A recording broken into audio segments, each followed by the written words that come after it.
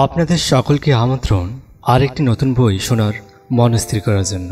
আজ শুরু করছি হেক্টর গার্সিয়া ও ফ্রান্সিস মেরেলস এর লেখা বই ইকিগাই, আনন্দে ভরা জীবনযাপনে দীর্ঘায়ু এবং সুস্থ থাকার জাপানিক রহস্য।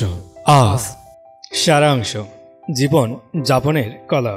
বিংশ শতাব্দীতে মিশিশো আইডো নামে এক বিখ্যাত ক্যালিগ্রাফার এবং কবি ছিলেন। ইকিগাইয়ের জন্য যারা নিজেদের সারাটা জীবন দিতে রাজি ছিলেন তাদের মধ্যে তিনি ছিলেন অন্যতম। শ্যাডো ক্যালিগ্রাফি ব্রাশের সাহায্যে তিনি অজস্র কবিতা লেখেন এবং নিজের অভিব্যক্তি প্রকাশ করেন।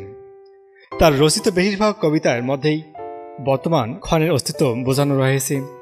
নিম্নে যে কবিতা দেয়া হয়েছে সেখানে তার ভাবানুবাদ দেওয়া হলো, যার অর্থ হলো, এখন এই মুহূর্তে আমার কাছে সবচেয়ে গুরুত্বপূর্ণ বলে যদি কিছু থাকে তা হলো তোমার অস্তিত্ব। আর একটা কবিতা বলা আছে, আজ, এখন, বর্তমান, এ বাসন। এই কবিতা থেকে কবি বোঝাতে চেয়েছেন এই বিশ্বে কোনো কিছুই চিরস্থায়ী নয়। মন থেকে তা মেনে নিলে আমাদের সমস্ত নিরাশা নষ্ট হয়ে যায়। নিম্নে প্রদেয় কবিতায় তিনি বলেছেন, ইকিগাই এর মুখ্য রহস্য তুলে ধরার চেষ্টা করছেন। তাতে তিনি বলেছেন, আনন্দ সর্বদা আপনার হৃদয়ে থাকে। তিনি নিজের আরেকটা কবিতায় বলেছেন, কখনো না কখনো থেমে এগিয়ে যাও। একবার যদি আপনি নিজের ইকিগাই খুঁজে পেতে পারেন তাহলে সেদিকে ধ্যান দিয়ে তা সম্পূর্ণ করতে পারলেই জীবনের প্রকৃত অর্থ খুঁজে পাবেন। একবার যদি আপনি নিজের জীবনের উদ্দেশ্য বুঝে যান তাহলে সর্বদা স্রোতের থেকে আপনি নিজের জীবনের আনন্দ ভোগ করতে পারবেন, যেমনটা ক্যালিগ্রাফার ক্যানভাসে কাজ করার সময় খুঁজে পায় এবং 50 বছরে ধরে সুশি রান্না করলেও প্রতিবাদ রাঁধুনি নতুন করে রোমাঞ্চ বোধ করে। সে আজও নিজের গ্রাহকদের জন্য নিজের আনন্দের সুশি বানায়। উপসংহার, আমরা মানুষ, আমরা প্রত্যেকের জীবনের ইকিগাই ভিন্ন রকম, কিন্তু আমরা প্রত্যেকেই জীবনের অর্থ খুঁজতে থাকি। যখন আমরা নিজেদের ইকিগাই এর সাথে যুক্ত হতে পারি তখন আমাদের কাছে জীবন অর্থপূর্ণ বলে মনে হয় এবং কাজ আমাদের আনন্দ দিতে শুরু করে। যখন আমাদের ইকিগাই এর সাথে সম্পর্ক শেষ হয়ে যায় তখন আমাদের কাছে জীবন অর্থহীন হয়ে ওঠে।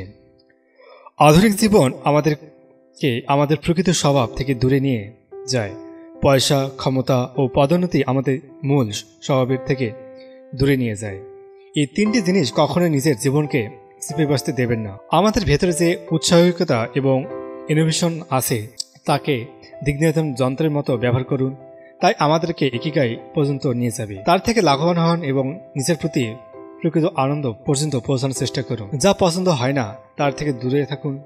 তোমার নিজের ভেতরের উৎসাহকে মরতে দেবেন না, কারণ সেটাই আপনার জীবনের আসল অর্থ খুঁজে বার করে।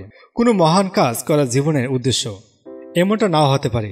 হয়তো ভালো বাবা মা হওয়া বা নিজের প্রতিবেশীকে সাহায্য করাও আপনার জীবনের ইকিগাই হতে পারে। জীবন কোনো বাধা নয় যে আপনি তার উত্তর খুঁজে পাবেন। শুধুমাত্র এমন কিছু ভাবুন যার দ্বারা আপনি নিজের সবচেয়ে পছন্দের কাজের সাথে যুক্ত হতে পারেন, আর সেই কাজ নিয়েই ব্যস্ত থাকুন।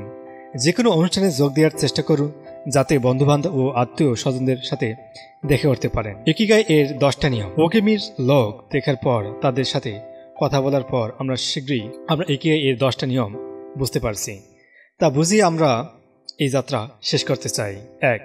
সর্বদা কাজের মধ্যে থাকুন, কখনো অবসরের কথা ভাববেন না।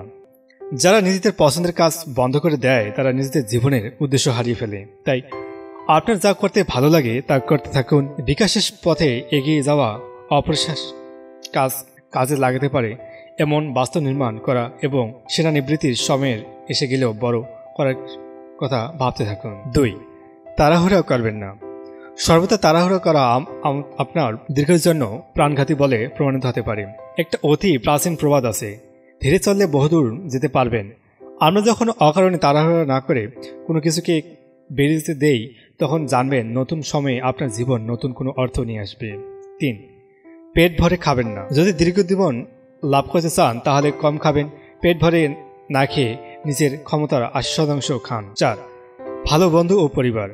বন্ধুর মতো ভালো ওষুধ আর কিছু হতে পারে না। চিন্তার থেকে দূরে থাকার জন্য গল্প করুন, একে অপরের সাথে মন খুলে কথা বলুন, পরামর্শ দিন ও নিন, মজা করুন, স্বপ্ন দেখুন, মন খুলে জীবন উপভোগ করুন। 5. পরের জন্মদিনের জন্য আরও বলশালী হয়ে উঠুন। মনে রাখবেন যে জল প্রবাহিত হয় তাই স্বচ্ছ ও নির্মল থাকে।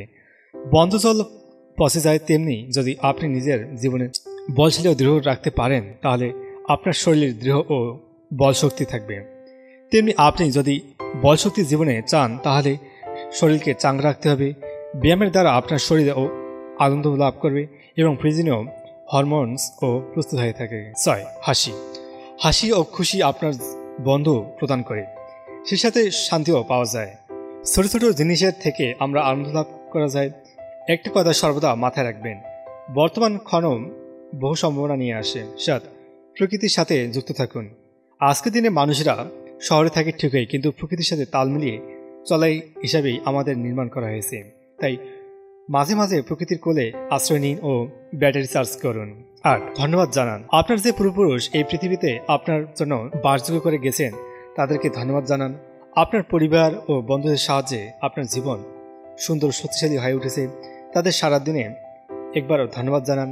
এতে করে আপনি বুঝতে পারবেন যে আপনার খুশির সিন্ধুক দিনে দিনে ভরে উঠেছে। বর্তমান নিয়ে বাঁচুন। অতীত নিয়ে দুঃখ করা এবং ভবিষ্যৎ নিয়ে চিন্তা করা ছেড়ে দিন। আমাদের কাছে শুধুমাত্র বর্তমান আছে, তার থেকে লাভবান হওয়ার চেষ্টা করুন এবং সেই মুহূর্তটা অবিস্মরণীয় করে তোলার চেষ্টা করুন। 10.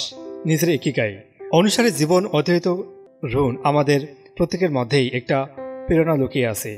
আমাদের প্রত্যেকের কাছেই এমন বিশেষ কিছু থাকে যা আমাদের জীবনে শেষ পর্যন্ত প্রেরণা দিতে থাকে। আপনি যদি নিজের জীবনের ইকিগাই সম্পর্কে ওয়াকিবহাল না হন তাহলে ভিক্টর ফ্রাঙ্কল হিসাবে ইকিগাই এর সন্ধানে আপনার ইকিগাই হয়ে উঠুক। আপনার প্রত্যেকের দীর্ঘ জীবন, আনন্দিত এবং উদ্দেশ্যপূর্ণ জীবনের জন্য শুভকামনা। হেক্টর গার্সিয়া এবং ফ্রান্সিস মিরেলস।